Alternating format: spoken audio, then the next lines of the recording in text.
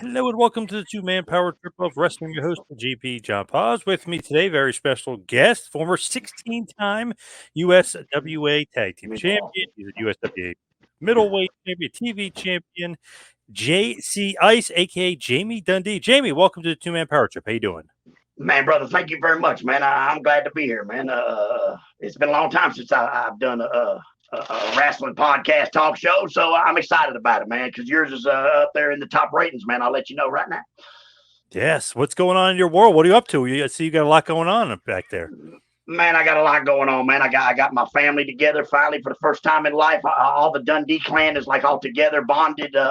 Sometimes it takes a bad sacrifice to get there, but we are there, and it's a wonderful thing, man, because I was a lost soul for many years. I was just one of them old traveling wrestlers, But now I understand what the world's about, man. It's about family, bro. It's about those that are there for you, whether you need them to be or not. They're always there for you. That's pretty good stuff. Now, speaking of family, how's your dad doing? My dad is good. He just don't know it. He's got, as you know, in the wrestling world, we're tough guys. You know what I mean? He's got a stage 3 dementia, but wherever he's at, he's always smiling. Every time I see him, he just got a smile on his face, and his arms are crossed. So he's probably back in the 70s or 80s, Lawler versus Dundee in Memphis, and that's what makes him smile. So I'm glad to know it, man. But he's doing all right. But then again, I mean, dementia is just one of those things that deteriorates the body and takes you down. And but for right now, he smiles all the time and he's happy. So I'm glad to know that, Now, speaking of Lawler and Dundee, one of the greatest feuds. Obviously, you probably love that feud. What's your best memory of that feud? My best memory of the Lawler Dundee feud would have to be when my beautiful mother got her head shaved in 1979 in the middle of the Mid-South Coliseum that purchased our very first home in the United States of America. Because, if some people don't know, we came from Australia.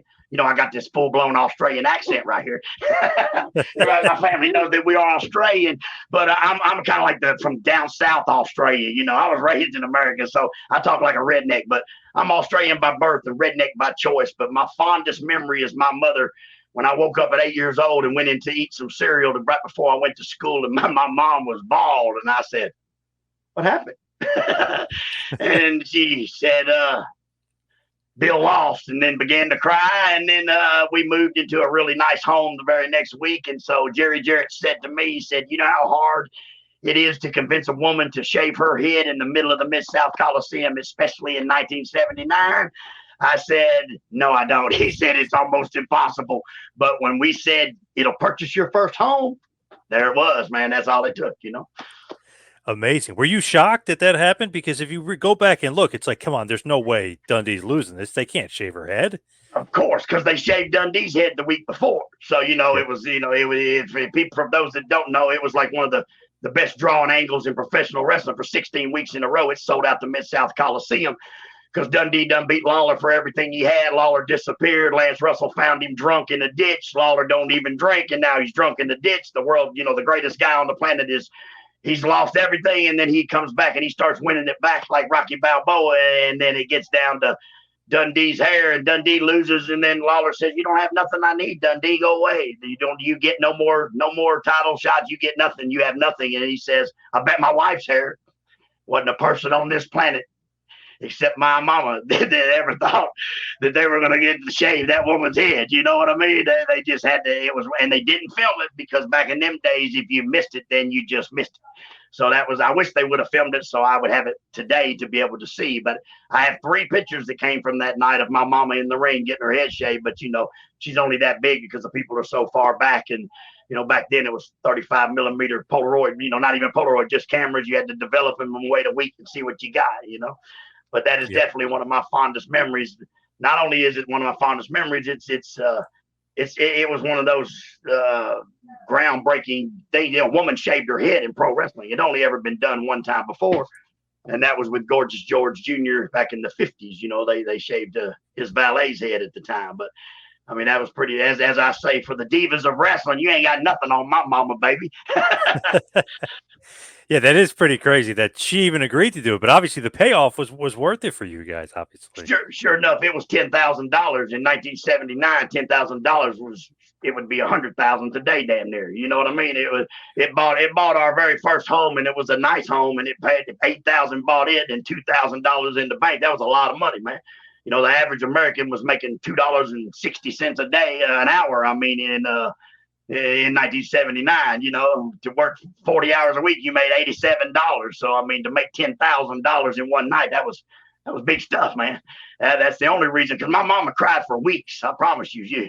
I would just look over and she'd just be bawling. I said, "What are you crying about?" She'd say, "Oh, it's okay, son." And but I already knew. But I mean, that's, hey, Jarrett said, you know how hard that is to convince a woman to shave her head in the Mid-South Coliseum in 1979?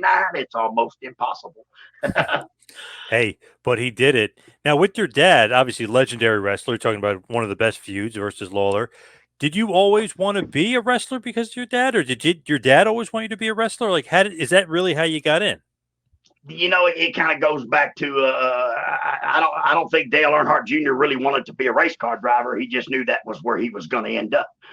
Same as me. Growing up, you never really, you know, that's your daddy. He's your hero.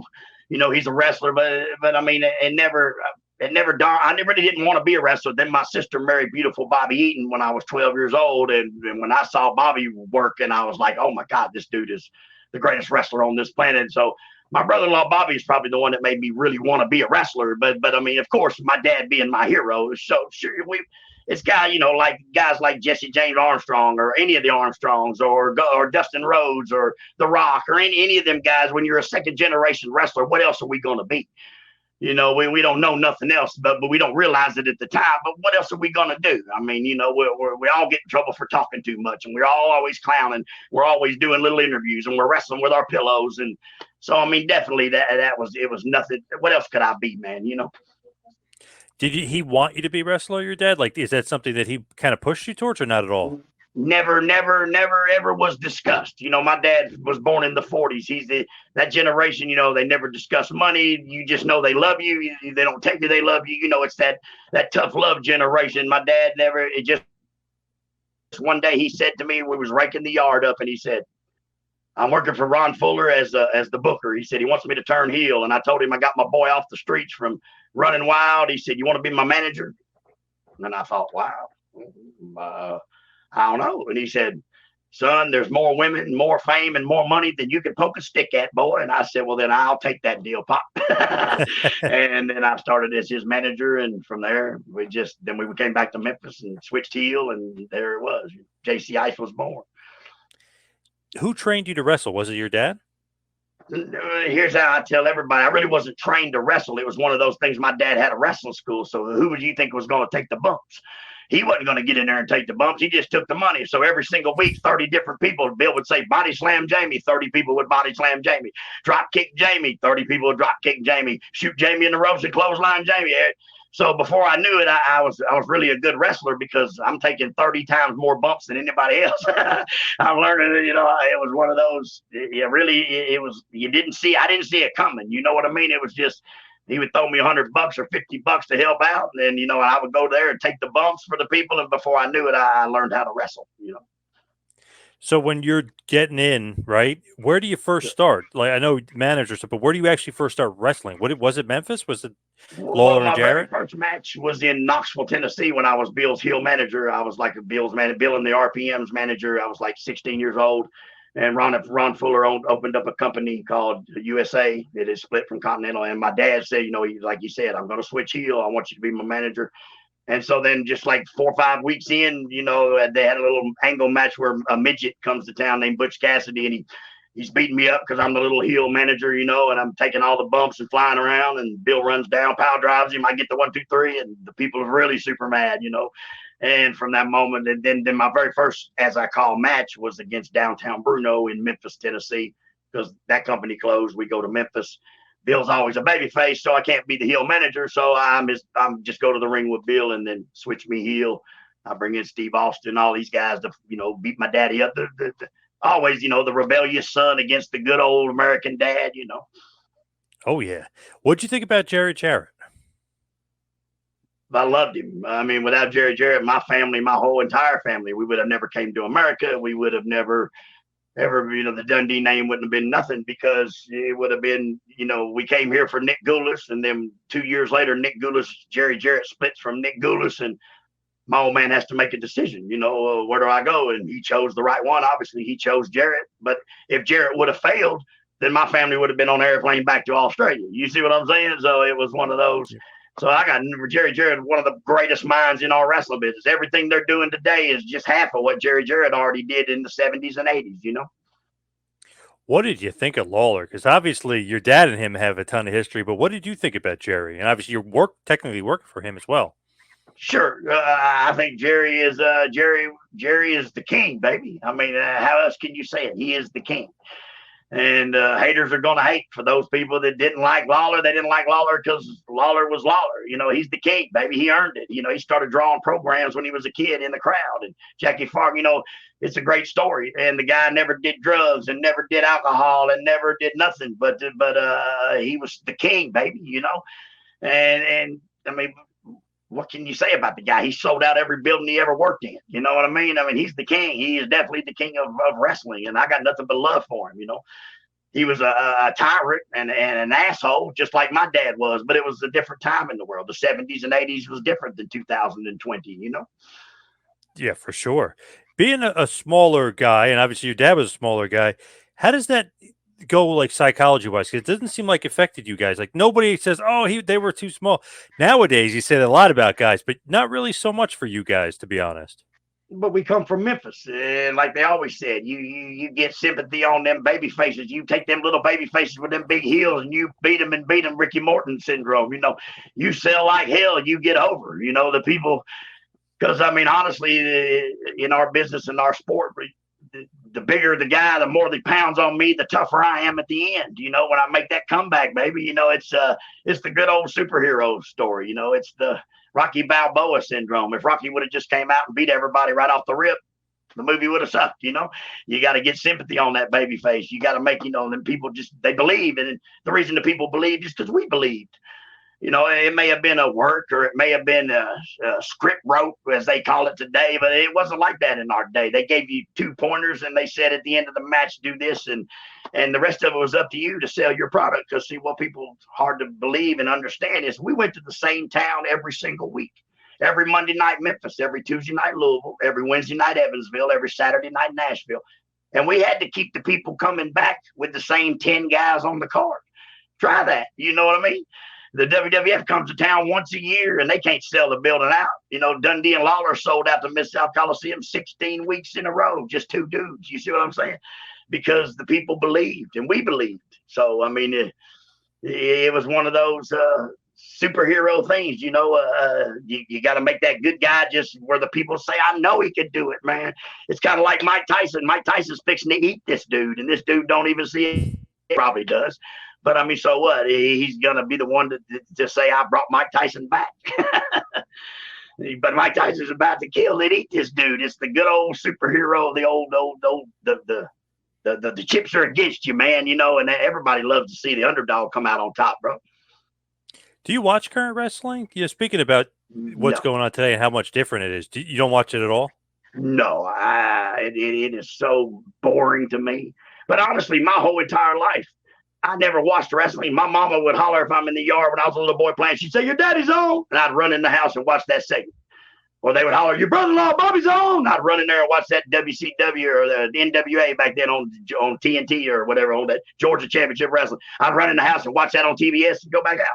Never really, because, when you live it, it doesn't seem nothing great to you. Like people in Memphis. A lot of people in Memphis never been to Graceland, When you live there, it just seems like it's no big deal, but I never watched it then and now, unless I was on it. Now, if I was on it, I was my biggest fan. I can sit here and watch myself for hours. I love me. I really do. So you weren't like a real big watcher of wrestling at all? It's just outside of Bobby Eaton and your dad, you really didn't watch as much? No, I didn't have to, because once you watch the best, what do you want to watch all that other garbage for? I mean, honestly, I'm not trying to sound like I'm an egotistical guy, but it's the truth. Bobby Eaton's the greatest wrestler on this planet ever, bar none. Bobby Eaton can make a broomstick look like he is a world champion, And my dad says speaks for himself. He's Bill Dundee. You know, after you see the best, why do I want to watch anything else? You know, and today's wrestling, it's not their fault. Bless their heart. But I mean, it's the most garbage, boring ass stuff. It is what it is. You know, in our day, they said, here's the finish. And we went to the ring. And if the people, like I said, every single week in the same building with the same fans, that's hard to do, man. That's real hard to do, to make them people come back. And that's like going to the same movie over and over and over again. How many times did everybody go see the Titanic? They saw it twice, maybe 3 times most, because we all knew the outcome was the boat's going to sink. And the same as wrestling. We had to, if you thought what you thought was coming, never was we going to give that to you, man. Because once we give that to you, then you call the shots. And once the marks call the shots, the show's over, just like it is today. You know, it's nobody's fault. But wrestling's like anything, like magic. It's like mafia. It's like anything. Once you let the outside world in, once everybody can do it, it's over. Michael Jordan made that look easy, jumping from that free throw line and dunking that ball. But try that one time. And the same as wrestling. If the people can call it, then it's over. Why do you want to buy a ticket to watch it? Because you already know the outcome. And the same as in our world, we had to do it every week in the same building in front of the same people. And that's just, I don't even think people even understand how hard that really is, man. You got to get them keep coming back. And you mentioned Bobby Eaton. I brought Bobby Eaton in a few years ago for a Midnight Express reunion, and I was talking him up about how great he was. He did not want to hear it for 2 seconds. He did not want to hear how great he was. He's not the best. He didn't have the best part. Everything I said, he's like, no. Like, and he didn't want to have anything to do with it. He kept shooting me down. I was like, Bobby, come on. So humble. Bobby is the most humble. He's kind of like Rey Mysterio. Rey Mysterio is another god of my sport, of my business, and is so humble. They credit everyone else when really Bobby Eaton is bar none one of the greatest, if not the greatest wrestler ever in our business. And if nobody understands that, go watch Bobby Eaton videos. He can make the worst wrestler in the world look like they're worth $1 million, man, and that's hard to do. But also, Bobby was such a humble, such a kind. The world lost something when they lost Bobby Eaton, man. If there was a whole bunch of Bobby Eatons in this world, it'd be a whole lot better place. Believe that. Even Cornette was trying to pump him up, and he would not accept it. He was like, no. He wouldn't take the compliment. Never. Not one time can I remember Bobby thinking Bobby was who Bobby really was. You know, Bobby. If Bobby could see himself like we all saw him, then Bobby would understand. But to Bobby, it was all Bonesy. Bonesy was what he called me. He married my sister when I was 13, and I'd had appendicitis, and I came out of the hospital, and I probably was about 78, 80 pounds, and he called me Bones. So my whole life, he would call me Bonesy. He'd say, Bonesy, I got to go on the road. Roll Bobby Lee a joint. Roll Bobby Lee some joints. So I'd roll up a few joints for Bobby Lee so he could go on the road. You know, that's one of those things he married my sister, and that dude was my hero, man. From that, I miss him every day, man. It's one of those, if anybody ever met Bobby Eaton or knew Bobby Eaton, they know exactly what I'm talking about. And if they don't, I'm sorry you never got the enjoyment to meet one of the best person on the planet, bro, for real. God tier wrestler too. So many tag teams have stolen so many moves from that guy. It's unbelievable. And even just a regular wrestler, so many moves have been stolen from him. It's crazy. Sure enough, that guy was the one that they took to do the video games. You know, Bobby would put the suit on and come off the rope and do every single move. That way they could put him in the video games. You know, he had the little suit on because Bobby was so good that he knew the moves would be great even on the video game. Right. Bobby was just so. But I mean, here's the thing: anybody, no matter what profession you're in an entertainment profession, if you have the love for it and the passion for it, it shows. And you know, whether you made $1 million or $5 or whatever, when wrestling, you know, when you love it so much, the passion, it shows. You know, if you're there just, you know, oh God, this sucks and bitch all the way, well, then you're in the wrong sport, man. You know, when you start wrestling, it's like anything. You wrestle for $5, $10. You wrestle for free just to wrestle because you love it so much. And then comes the egos and the money and all that shit. And Bobby Eaton never cared about either one of those things, man. You know, he just he did what he loved to do every single day, and that was to perform and wrestle. And he was definitely the best of the best, man. Speaking of one of the best, you mentioned Steve Austin before, and obviously when you get into USWA, kind of involved with him, teaming with him against your dad and against Bruno and stuff like that. What was Steve Austin like at this point? Because you can see some potential, right? And obviously he became one of the biggest stars ever. Oh my God, very much. Not only see potential, I know. I'm only 17, 16 years old, and I'm saying this dude is the shit. This dude right here. As soon as somebody sees this dude, he's gone, brother, and he's going straight to the top. No ifs, ands, and buts about it. But I mean, he was an All-American football player. He was the real deal, man. You know, he gives 110%.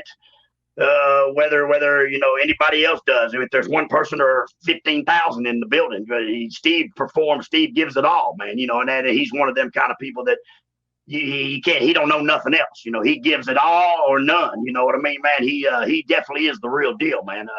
And he deserves it, and he's earned it. You know, and there's a lot of people in the wrestling business that have earned it, and there's a lot of people that ain't.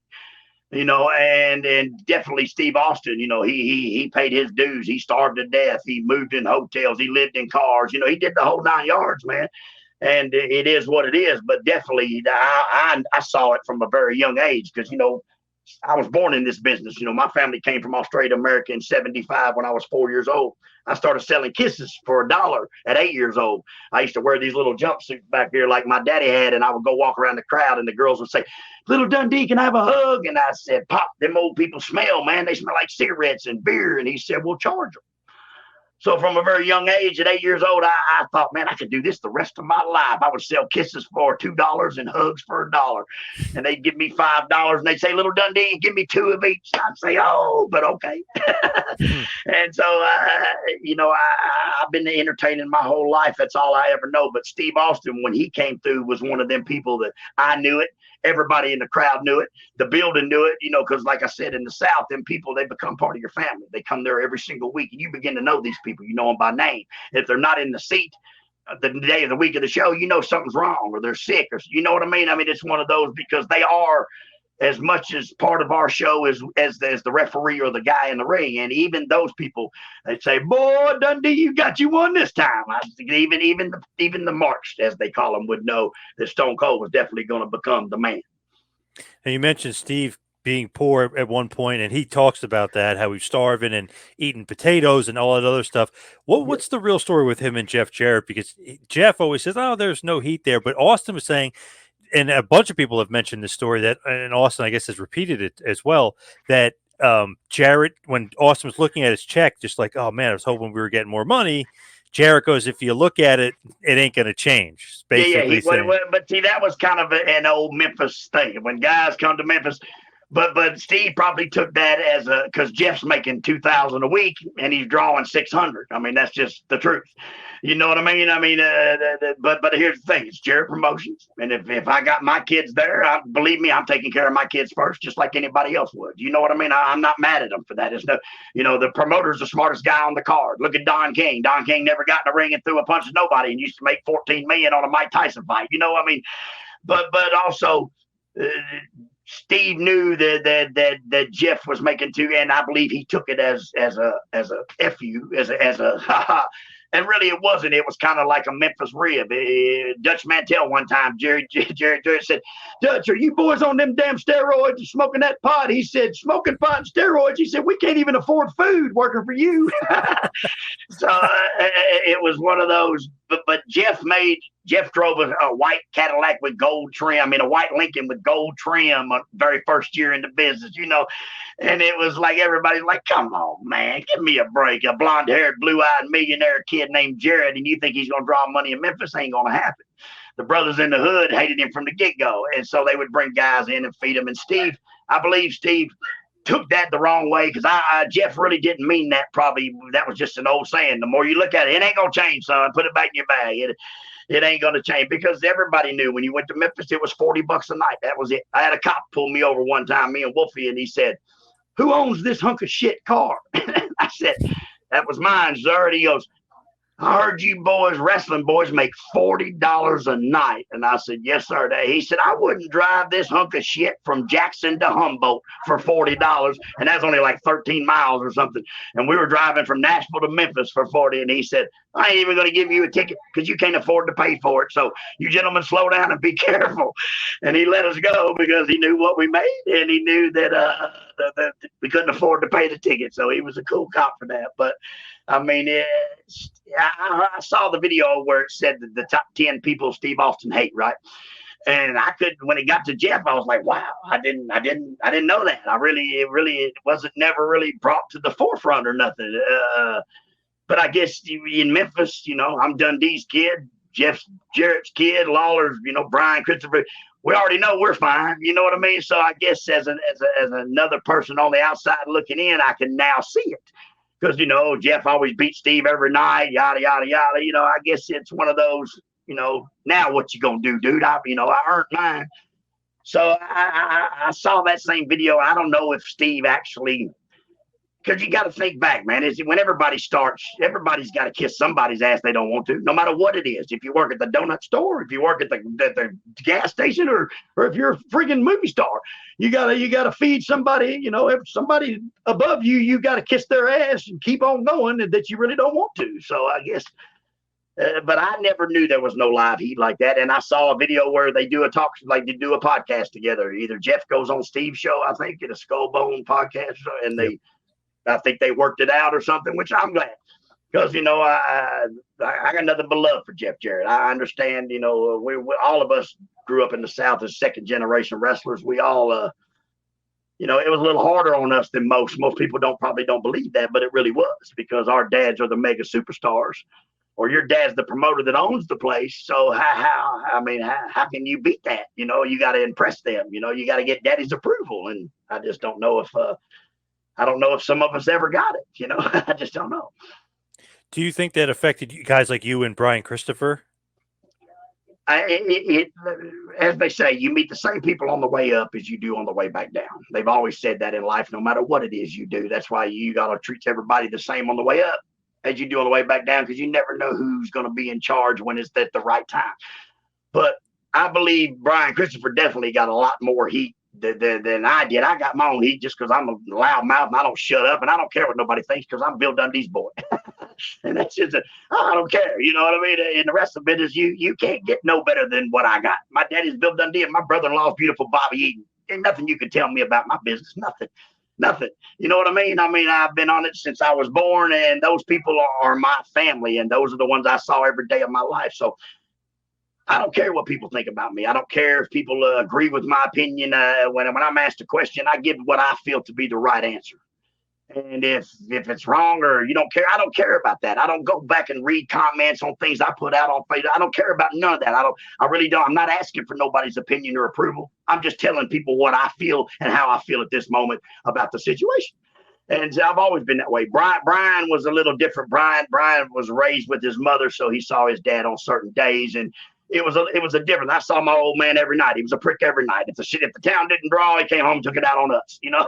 That's just how life was back in that time. Brian only saw it, but Brian got a lot of heat he didn't deserve over his dad, because a lot of people, as they say, haters, they're not man enough to say things that I say in the world. I say shit, and I don't care who it offends. I don't care who's mad about it. That's how I feel about the moment or about my opinion at that second, and I don't care about it.